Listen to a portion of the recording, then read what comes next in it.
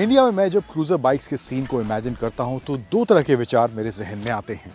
जहां पर एक तरफ कुछ ऐसी बाइक्स हैं रही हैं और उनमें से कुछ अभी हैं भी जो अफोर्डेबिलिटी वाला फैक्टर सॉर्टेड रखती हैं, लेकिन इस तरह की सड़कों पर दौड़ने के लिए उनमें उतनी ताकत नहीं है।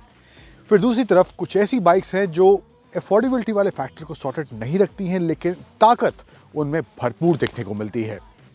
अब रॉयल एनफील्ड लेकर आई है अपनी इस सुपर मीटियोर 650 को, जो आज हमारे साथ है और हम इसकी राइड कर चुके हैं। और क्या ये बाइक उस अफोर्डेबिलिटी वाले फैक्टर और उस पावर वाले फैक्टर का मिश्रण है या नहीं, उसी के बारे में मैं आपसे बात करने वाला हूं इस वीडियो में। और वीडियो के अंत में बात करूंगा आपसे 3 धांसू और 3 नॉट धांसू एलिमेंट्स, और आपको बताऊंगा क्या ये रॉयल एनफील्ड की सुपर मीटियोर 650 वाकई में आपके लिए एक परफेक्ट क्रूजर है या नहीं।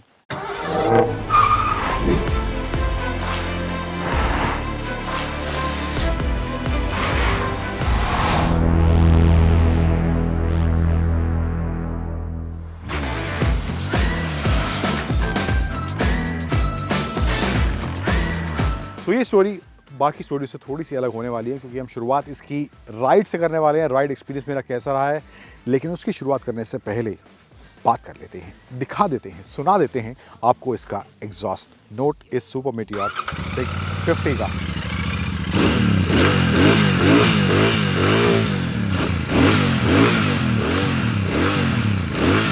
तो आवाज काफी दमदार इस 650 सीसी इंजन से निकल कर आ रही है, लेकिन राइड, हैंडलिंग और वो ताकत इसकी सड़क पर कैसी देखने को मिलती है, बात करते हैं अब उसकी। If I leave, they gon' want me back, so let me step up to this mic and do it one more time. I'm on fire and they cannot match, so let me step up to this mic. इसमें जो engine दिया गया है 648 CC का to precise engine है। Power जो है around 47 PS है एंड टॉर्क जो है 52.3 न्यूटन मीटर का ये इंजन जनरेट करता है। अब मैं तकरीबन इस बाइक को 180 किलोमीटर के आसपास आज चला चुका हूँ, और जिस तरह की सड़क पर हमने इसको चलाया है जैसलमेर में यहाँ पर, तो सड़क थ्रू आउट वही क्रूजिंग वाला फील थ्रू आउट इस बाइक को चलाते वक्त आ रहा था। और पावर डिलीवरी के हिसाब से बाइक मुझे सॉर्टेड फील हो रही है। ये जो है इसका वर्जन है, ये इसका ग्रैंड टूर वाला वर्जन है। इसके साथ साथ इसका सोलो टूर वाला वर्जन भी है, जहाँ पर कुछ चीज़ें इसमें दी गई हैं वो उसमें नहीं हैं, और जो कुछ उसमें दिया गया है वो इसमें नहीं है। सो इस बाइक का जो फील है इसको चलाने के बाद 180 किलोमीटर, तो मुझे लगता है पावर डिलीवरी सॉर्टेड है। टॉर्क भी शुरुआत से अच्छा देखने को मिलता है, पहले गियर से ही टॉर्क डिलीवरी अच्छी देखने को मिलती है। और in terms of power and torque bike ने मुझे थ्रू आउट इस 180 किलोमीटर के सफ़र पर निराश नहीं किया है। इसके बाद बात करते हैं गियर शिफ्ट की। 6 स्पीड का गियर बॉक्स में दिया गया है एंड गियर शिफ्ट भी काफ़ी प्रिसाइज हैं, काफ़ी स्मूथ हैं। कोई दिक्कत इन टर्म्स ऑफ गियर इस पूरी राइड पर मुझे इस सुपर मीटियोर के साथ फील नहीं हुई है, तो वो मामला भी, डिपार्टमेंट भी सॉर्टेड मुझे इसमें फील हो रहा है। देन आते हैं इसके राइडिंग कंफर्ट वाले फैक्टर पर। तो राइड के हिसाब से बाइक का वेट जो है अराउंड 240 kg के आसपास इसका वेट है, और जो इंटरसेप्टर है उसके मुकाबले तकरीबन 35 kg वेट इसका एक्स्ट्रा है। बट वेट के हिसाब से मुझे लगता है कुछ लोगों को मे भी थोड़ी हैवी लग सकती है, बट मेरे हिसाब से मुझे लगता है बाइक काफ़ी प्लांटेड, काफ़ी सट के रोड से चलने वाली बाइक थ्रू आउट मुझे इस पूरे ट्रिप पर फील हुई है। तो वो भी मुझे factor in terms of ride, in terms of handling काफ़ी सॉर्टेड इस बाइक में फील हो रहा है।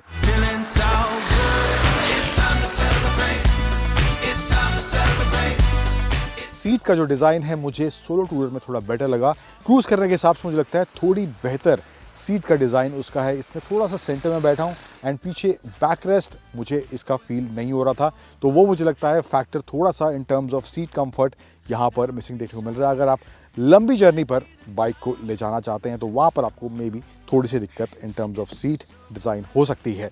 इसके अलावा जो एक और चीज़ मुझे थोड़ी सी अनॉइंग लगी है इस बाइक को लेकर, वो है इसका ये जो विंड स्क्रीन दिया गया है। इस बाइक को मैंने तकरीबन 155 के आसपास में ले गया इन खाली सड़कों पर, तो वहाँ पर जाने में मुझे काफ़ी मशक्क़त करनी पड़ी, क्योंकि विंड ब्लास्ट काफ़ी ज़्यादा, हालांकि चेस्ट पर रुक जा रहा था, लेकिन हेलमेट पर, फेस पर इतना विंड ब्लास्ट था कि बाइक और आगे ले जाने की मेरी हिम्मत नहीं हो रही थी, तो मुझे वहीं पर इसको लिमिट करना पड़ा। हालांकि टॉप स्पीड रॉयल एनफील्ड कह रही है 160 के आसपास इसकी जाती है, तो उस हिसाब से मुझे लगता है यहाँ पर थोड़ा मामला एनॉइंग हो सकता है अगर आप इसको 120-130 कंटिन्यूसली हाईवेज पर चला रहे हैं। अब दूसरी जो बाइक है इसकी सोलो टूरर, उसमें विंड स्क्रीन नहीं है, तो वहाँ पर चेस्ट पर ज़्यादा विंड ब्लास्ट आता है कंपेयर टू दिस बाइक, जहाँ पर फेस पर और हेलमेट पर ज़्यादा विंड ब्लास्ट देखने को मिलता है। बट मुझे कुछ हद तक मुझे लगता है उस बाइक में ये विंड स्क्रीन नहीं दी गई है और उस बाइक में थोड़ा सा वो फ्रीडम वाला फील, उसको चलाते वक्त वो क्रूज़र वाला थोड़ा एक्स्ट्रा फील मुझे उस सोलो टूर में फील होता है। हालांकि उस बाइक में विंड ब्लास्ट की बात करूं तो मैंने उस बाइक को तकरीबन 20 से 30 किलोमीटर के आसपास चलाया इस पूरे सफ़र पर, और उसमें जो है बाइक में आप 100 के ऊपर जब जाते हैं तो वहाँ पर विंड ब्लास्ट काफ़ी फील होता है और उसके आगे ले जाने में आप थोड़े हिचकें या मे बी अवॉइड करें, या आप अगर आप जा रहे हैं उस स्पीड से आगे तो वहाँ पर आपको काफ़ी विंड ब्लास्ट उसमें भी झेलना पड़ेगा। अब इसमें जो और फैक्टर है जहाँ पर मुझे लगता है थोड़ा सा और एनॉइंग हो सकता है वो है 110 के आसपास जब मैं था तो यहाँ पर इसके फुट पैक में वाइब्रेशंस आने शुरू हो जाते हैं। तो अगर आप उस स्पीड पर इस बाइक को ले जा रहे हैं तो वो फैक्टर आपको वाइब्रेशन वाला इसमें फील होने वाला है। अदरवाइज उसके अलावा मैं कहूँ in terms of ride, in terms of handling, in terms of performance, bike मुझे एक अच्छा पैकेज देखने को मिल रही है। सो डिज़ाइन की बात करें तो डिज़ाइन वाला एस्पेक्ट जो है इसका ओवरऑल थ्रू आउट क्रूज़र वाला फील ही इस बाइक का देखने को मिलेगा। बहुत से लोगों ने इसके डिज़ाइन के बारे में, फीचर के बारे में जान लिया होगा, पहले ऑलरेडी इसकी बात हम कर चुके हैं, बट जिन लोगों को नहीं पता है उनके लिए बता देते हैं। तो फ्रंट में पहली बार रॉयल एनफील्ड की किसी बाइक में यहाँ पे एलईडी हेडलैम्प्स देखने को मिल रहे हैं इस सुपर मीटियोर 650 में, एंड ये बड़ा सा विंड स्क्रीन यहाँ दिया गया है, एंड यहाँ पे रॉयल एनफील्ड की बैजिंग भी देखने को मिल रही है। ये जो है इसका ड्यूअल टोन वाला वेरिएंट है, इसमें तकरीबन 7 कलर का ऑप्शन है और ड्यूअल टोन वाले ऑप्शन 2 ही हैं, बाकी जो 5 हैं वो सिंगल मोनोटोन में देखने को मिलते हैं। Through out material quality, build quality, fit and finish काफ़ी सॉर्टेड, आगे से पीछे तक हर जगह इस बाइक में फील होती है। सस्पेंशन की बात करूं तो फ्रंट में 43 mm के टेलीस्कोपिक सस्पेंशन दिए गए हैं, एंड टायर्स की बात करूं तो फ्रंट में 19 इंच के 100 सेक्शन के टायर्स दिए गए हैं। Disc brake dual disc brake है, ड्यूल चैनल ABS है, फ्रंट में 320 मिलीमीटर का डिस्क ब्रेक है, एंड रियर में जो है 300 मिलीमीटर का डिस्क ब्रेक देखने को मिलता है।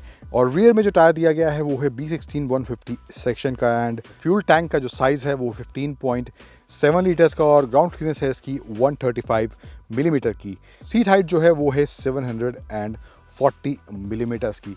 अब इसके अलावा इसके हैंडल बार और इंस्ट्रूमेंट क्लस्टर की बात करें तो हैंडल बार में यहाँ पर स्विच दिए गए हैं, high beam, low beam, pass switch, indicator, horn switch. Right side में इधर ignition switch, engine kill switch and hazard light button दिया गया है। इंस्ट्रूमेंट क्लस्टर, यहाँ पे जो डायल है, स्पीडोमीटर, एनालॉग है, बीच में एक स्क्रीन दिया गया है छोटा सा जहाँ पर fuel gauge, gear indicator, temperature, time, ये सब इन्फॉर्मेशन यहाँ देखने को मिल रहा है। ऑडोमीटर, ट्रिप मीटर यहाँ पे दिया गया है। राइट साइड में ट्रिपर नेविगेशन, अगर आप रॉयल एनफील्ड की बाइक से वाकिफ़ हैं तो आप जानते होंगे ट्रिपर नेविगेशन दिया गया है, जो आप फ़ोन से कनेक्ट करके यहाँ पे टर्न बाय टर्न नेविगेशन का ऑप्शन इधर आप देख सकते हैं। मिरर का डिज़ाइन है दोनों बाइक्स में वो अलग है, एंड जो इसमें इंजन गार्ड है, क्रैश गार्ड, वो भी अलग देखने को मिलता है। थोड़े बहुत डिफरेंसेस हैं दोनों बाइक्स में, वेरिएंट्स में, एंड सोलो टूरर है उसमें सिंगल सीट का भी ऑप्शन है, ड्यूअल सीट का भी ऑप्शन है, तो वो भी उसमें कस्टमाइजेशन के ऑप्शन उस बाइक में देखने को मिलते हैं। इन केस आप 2 लोगों को बिठाना चाहते हैं तो 2 लोगों का ऑप्शन है, सोलो चलाना चाहते हैं सोलो का भी ऑप्शन उस बाइक में रॉयल एनफील्ड दे रही है।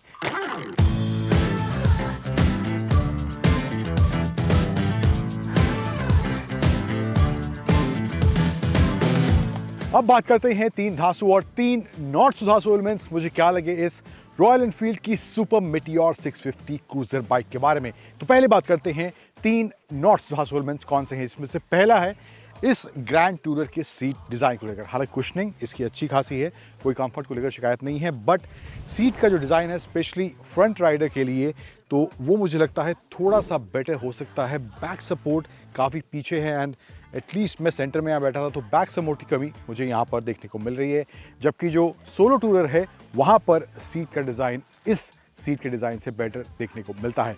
दैन दूसरा नॉट सुधांसू एलिमेंट है वो है इसकी विंड स्क्रीन या नॉन विंड स्क्रीन वर्जन, दोनों जो बाइक्स हैं, वेरिएंट्स हैं, उनमें आने वाला विंड ब्लास्ट। इस जो वर्जन में है फेस पर बहुत ही तेज़ ब्लास्ट आता है जब 110-120 के ऊपर बाइक चला रहे हैं, एंड जो सोलो टूरर है वहाँ पर 100 के ऊपर ही काफ़ी ज़्यादा विंड ब्लास्ट चेस्ट पर फील होता है, तो वो मे बी एनोइंग फील हो सकता है। देन तीसरा और फाइनल नॉट लास्ट एलिमेंट जो मुझे लगा है इसके बारे में, वो है इसके फुट रेस्ट और ये पोजीशन जो है उसके एंगल को लेकर। यहाँ पर आप देखेंगे पैर थोड़ा वर्टिकली पोजीशन रहता है, एंड बाइक मैंने तकरीबन अब 4-5 घंटे मैं इसको चला चुका हूँ, और ज़्यादा देर तक अगर पैर ऐसे रहता है तो थोड़ा फोर्स या थोड़ा एफर्ट आपको लगता है कि आप इस पैर को रखने में लगा रहे हैं, तो वहाँ लंबे रास्तों पर ये थोड़ा एनोइंग मुझे फील हुआ है।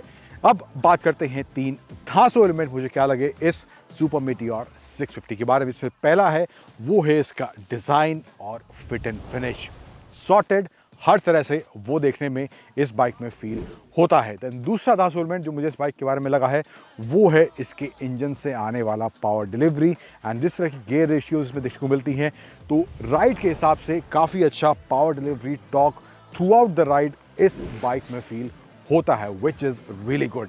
देन तीसरा और फाइनल धांसू एलिमेंट जो मुझे लगा इसके बारे में वो है इसकी राइड और हैंडलिंग। जो पोजिशनिंग है जिस तरह से हैंडल बार की काफ़ी सॉर्टेड है थ्रू आउट, अगर घंटों तक भी बाइक आप चला रहे हैं तो वहाँ पर भी अनकंफर्टेबल इस बाइक की पोजीशनिंग के साथ आपको फील नहीं होगा, अपार्ट फ्रॉम द सीट वाला जो एस्पेक्ट मैंने बताया। बट उसके अलावा राइड और हैंडलिंग के मामले में बाइक काफ़ी प्लांटेड, काफ़ी sorted through out the ride feel होती है।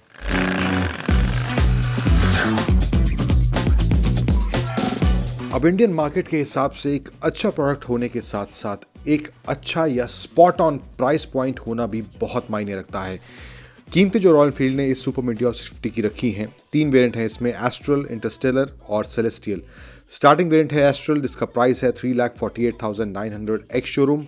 इंटरस्टेलर का प्राइस है 3,63,900 एक्स शोरूम, और जो इसका सेलेस्टियल वेरिएंट है टूरर में जो अवेलेबल होने वाला है उसका प्राइस है 3,78,900 रुपीज एक्स शोरूम। तो प्राइस के हिसाब से जैसा कि रॉयल एनफील्ड हमेशा से करता आया है, तो प्राइस भी इसका काफ़ी स्पॉट ऑन मैं कहूँगा कि रॉयल एनफील्ड ने सुपर मीटियोर 650 का रखा है। सो एक अच्छा, दमदार और एक अच्छे प्राइस वाला प्रोडक्ट होने के साथ साथ ये एक ओवरऑल पैकेज मुझे लगता है उन कस्टमर्स के लिए बन सकता है जो एक दमदार क्रूजर की चाह रखते थे, बट अफोर्डेबिलिटी उनके लिए हमेशा से एक बड़ा रोड़ा बना हुआ था। तो उन कस्टमर्स के लिए मुझे लगता है कि रॉयल एनफील्ड की ये सुपर मीटियोर 650 एक अच्छा प्रोडक्ट, एक प्रॉमिसिंग प्रोडक्ट जरूर बन सकता है।